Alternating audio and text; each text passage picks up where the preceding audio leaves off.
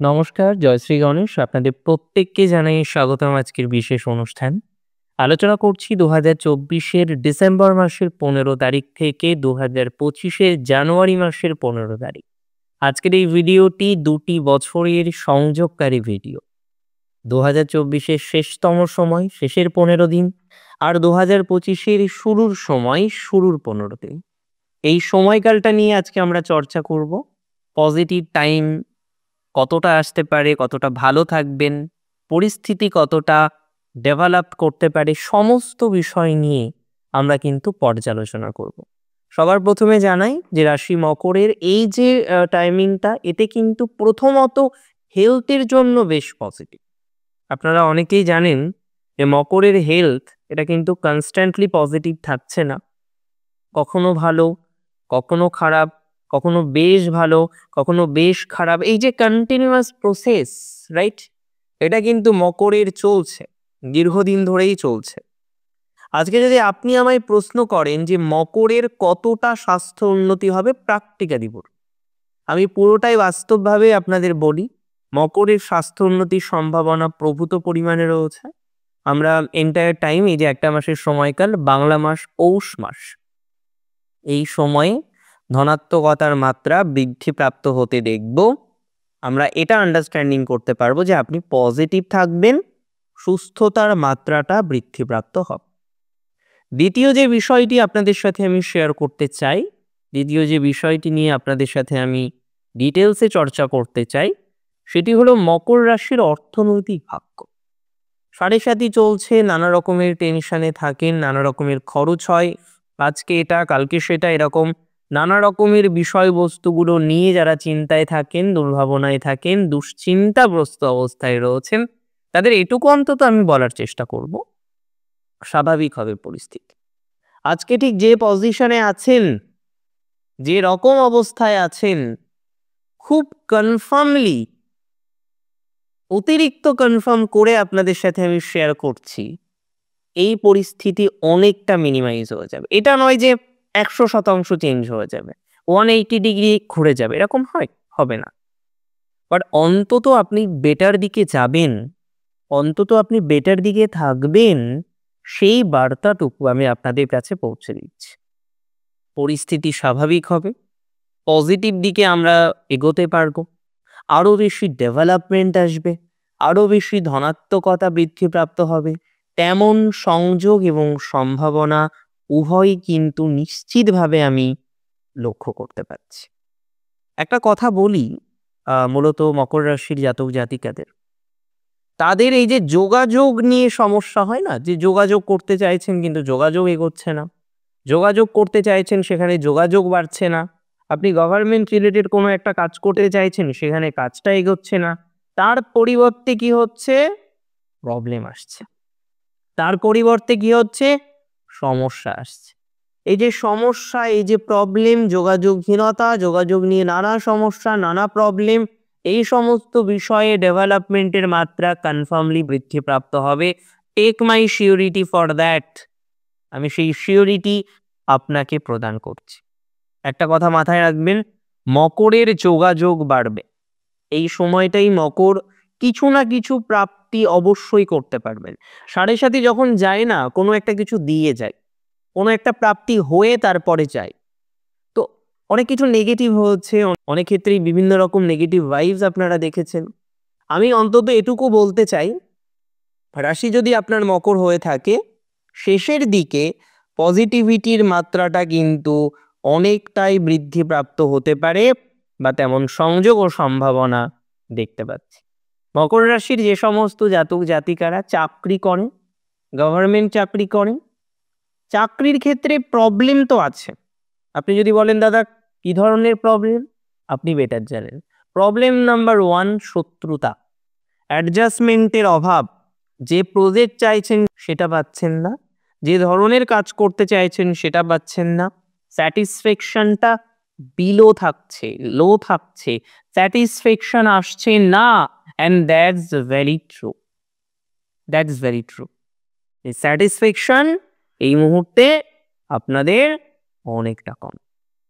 But if you ask me যে satisfaction কবে আসবে, এখন নাই আসছে না, ঠিক আছে, উই ক্যান অ্যাকসেপ্ট, আমরা মেনে নিতে পারি। কর্মজীবনে স্যাটিসফ্যাকশনের জন্য সময় দিতে হবে আপনাকে আরো। It's not very easy task. এটা এই নয় যে এটা ভেরি ইজি, আপনার সমস্ত প্রবলেম থেকে আপনি বেরিয়ে আসতে পারবেন, বাট বেরিয়ে আসতে পারবেন। যে প্রবলেমে, যে সমস্যায় যেভাবেই আপনি থাকুন না কেন, যে ধরনের অসুবিধায় আপনার হোক না কেন, সমস্যা থেকে বেরিয়ে আসতে পারবেন। চাকরি জীবনে বিশেষ করে যারা প্রবলেম হচ্ছে, একটা কোম্পানি চেঞ্জ করতে চাইছেন, তো একটা কোম্পানি চেঞ্জ করে আরেকটা কোম্পানিতে যাবেন, এটা তো স্বাভাবিক বিষয়, এটাকে তো আর প্রেডিকশন বলে না। বাট প্রবলেম এটা, আপনি চেঞ্জ করতে চাইছেন, আপনি সিভি জমা করেছেন, বাট এন্ডিং রেজাল্ট ভালো আসছে না, ইটস আ প্রবলেম। আমি মনে করি যাদের এই এন্ডিং রেজাল্ট ভালো আসছে না, এন্ডিং বিষয়বস্তু নিয়ে যারা সমস্যার মধ্যে থাকছেন, এন্ডিং বিষয়বস্তু নিয়ে যারা নানা রকমের প্রেশারের মধ্যে থাকছেন, নানা রকমের অসুবিধার মধ্যে বারংবার পড়ছেন, তাদের ডেভেলপমেন্ট কিন্তু হচ্ছে না। তারা দেখতে পারবেন রেগুলার বেসিসে আপনার পজিটিভিটির মাত্রা তৈরি হবে এবং ধীরে ধীরে গ্রো করতে পারবেন। আপনি এখন যে পজিশনে আছেন তার থেকে গ্রো করা, আরেকটু গ্রো করা, এগুলো পাবেন। যাদের প্রজেক্ট রিলেটেড প্রবলেম সলিউশন হবে, চেঞ্জের প্রবাবিলিটি বাড়বে। আর মকরের সাড়ে সাথী চলে যাবে 25-এর মার্চ মাসের পর।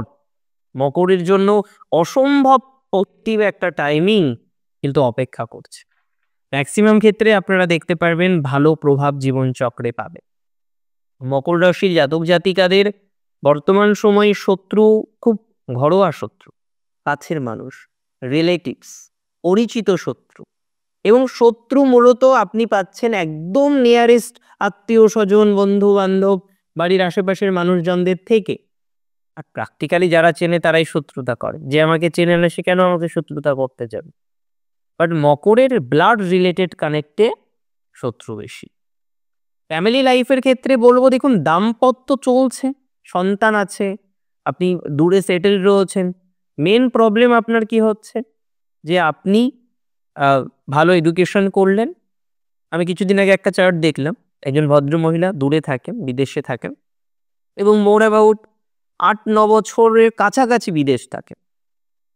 পড়াশোনা করেছেন, গ্র্যাজুয়েশন করার পর মাস্টার করেছেন, তারপরে একটা গ্যাপ গেছে, পরবর্তীকালে তিনি চাকরিতে জয়েন করেছেন, তার কন্যা সন্তান হয়েছে, তিনি বিদেশে গিয়েছেন, বিদেশে আছেন, বাট ফ্যামিলি লাইফে প্রবলেম।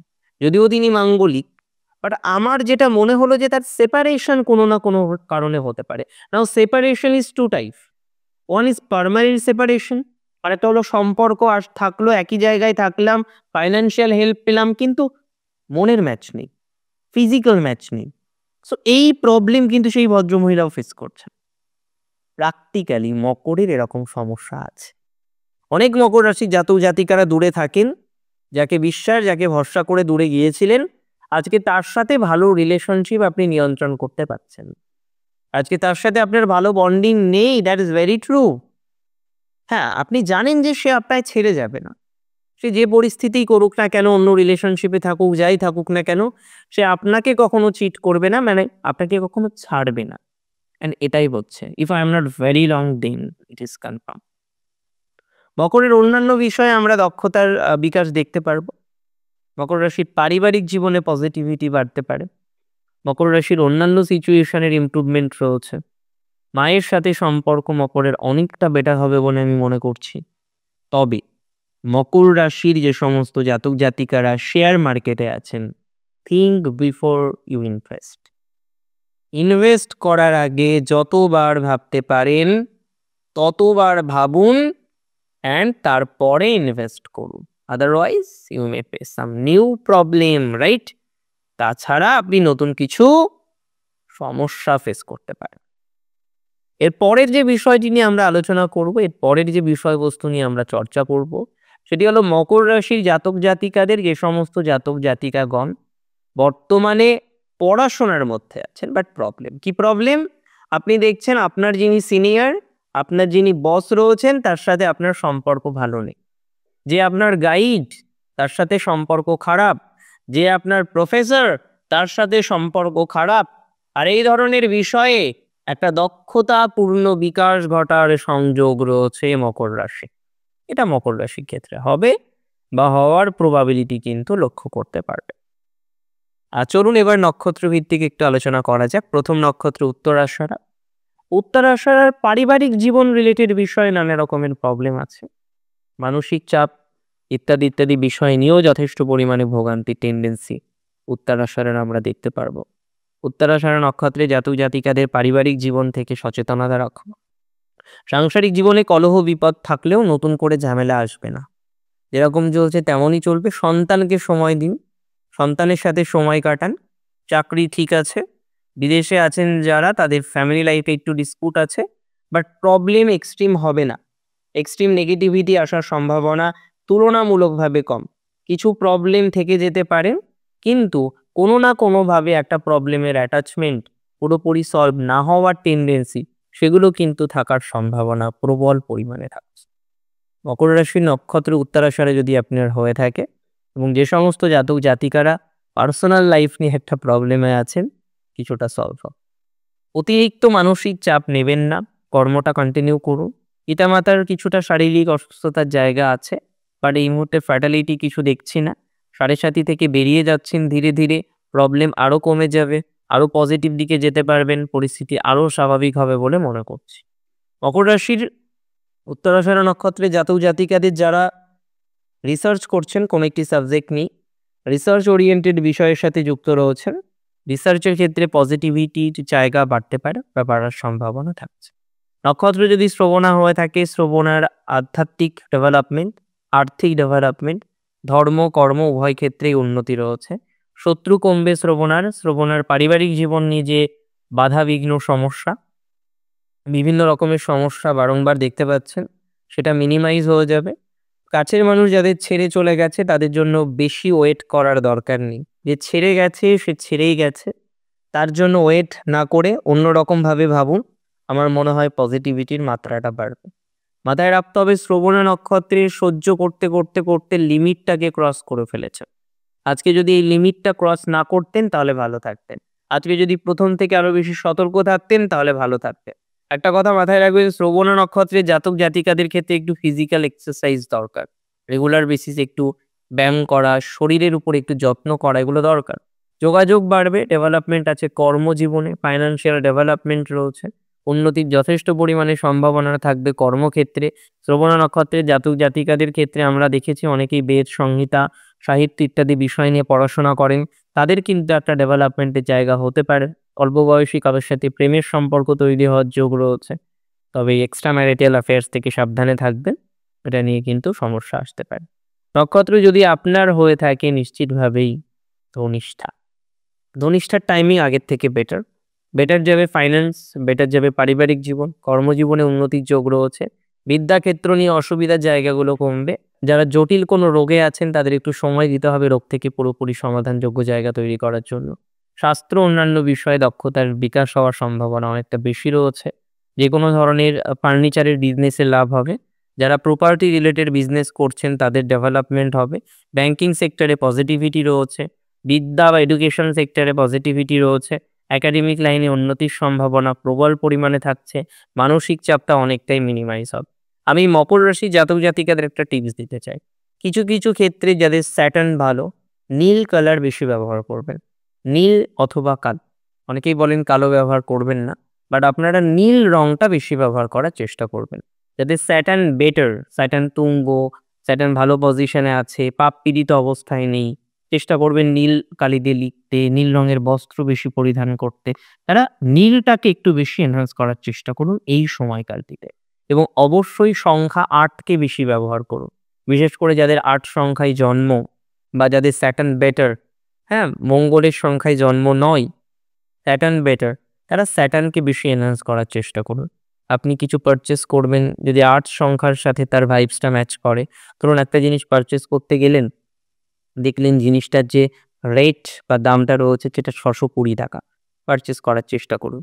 এবং এখানে 8কে গুরুত্ব দিন, 1কে গুরুত্ব দেবেন না। মানে কোনো একটা কম্বাইন্ড নাম্বার যেখানে আপনার ধরুন রয়েছে 5, 2, 1, তো 1 না থাকাটা বেটার। এইভাবে সংখ্যা তৈরি করে সেগুলোকে গুরুত্ব দিন। ব্লু কালারটাকে বেশি ব্যবহার করুন। নীলা রত্ন এই সময় ব্যবহার করতে পারেন যদি বার্থ চার্ট পারমিট করে। তো অনেক সময় দেখা যায় আপনাদের অষ্টমে শনি, তুঙ্গ শনি আপনার নীলাপরে বসে আছে। অনেক সময় দেখা যায় দ্বাদশপতি অষ্টমে বসে আছে, শনি আপনার নীলাপরে বসে আছেন। তো এই বিষয়গুলোকে বুঝতে হবে। অনেক ভালো থাকুন আপনারা, প্রত্যেকে সুস্থ থাকুন। আশা রাখছি খুব তাড়াতাড়ি নতুন ভিডিওতে দেখা হবে। ফেসবুকে আমার সাথে যুক্ত হতে পারেন, কমেন্ট করতে পারেন আজকের ভিডিওটিতে, এবং ফেসবুকেও কমেন্টের মাধ্যমে আপনার উপস্থিতি জানাতে পারেন। ভালো থাকেন আপনারা, ভালো থাকুন আপনারা প্রত্যেকে, সুস্থ থাকুন। আপনাদের শ্রীবৃদ্ধি কামনা করি। জয় শ্রী গণেশ।